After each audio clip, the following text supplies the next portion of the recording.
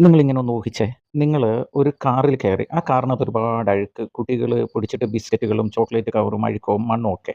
നിങ്ങളതിനകത്തുനിന്നൊരു chocolate കഴിച്ചപ്പോൾ ആ ചോക്ലേറ്റിന്റെ paper ആ കാറിൽ കളയാൻ ഒരു വിഷമവും തോന്നിയില്ല. നിങ്ങൾ ആ കാറിനകത്ത് തന്നെ അങ്ങിട്ടു. എന്നാൽ ഇതേ നിങ്ങള് മറ്റൊരു കാറിൽ കയറാനിടയായി. ആ കാറ് നന്നായിട്ട് വാക്യൂം ക്ലീൻ ചെയ്ത് നീറ്റാക്കി നല്ല പെർഫ്യൂമൊക്കെ തേച്ച് അത്രയും വൃത്തിയുള്ള കാറ്. അതിനകത്ത് നിങ്ങളിരിക്കുമ്പോൾ നിങ്ങളുടെ കയ്യിലുള്ള എന്തെങ്കിലും അഴുക്ക് ആ കാറിലിടാൻ തോന്നുമോ? തോന്നൂലല്ലേ? ഇത് തന്നെയാണ് നമ്മുടെയൊക്കെ ജീവിതം. അതായത് നമ്മൾ നമ്മുടെ ഉള്ളിൽ നമ്മളോട് തന്നെ ഞാൻ കൊള്ളാത്തവനാണ്, എനിക്ക് കഴിവില്ല, ബലഹീനനാണ്, എൻ്റെ തറവാട് ശരിയല്ല, എനിക്ക് എന്നൊക്കെ നമ്മൾ നമ്മളെ തന്നെ കുറച്ച് ചിന്തിക്കുകയാണെങ്കിൽ നമ്മളുമായി ഇടപെടുന്നവര് നമ്മളെ അതേപോലെ കുറച്ച് ചിന്തിക്കും.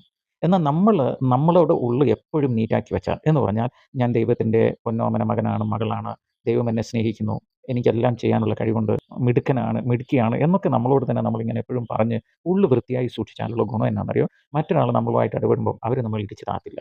അപ്പോൾ എപ്പോഴും നമ്മൾ നമ്മളെക്കുറിച്ച് നടത്തുന്ന സംസാരം ഏറ്റവും നല്ല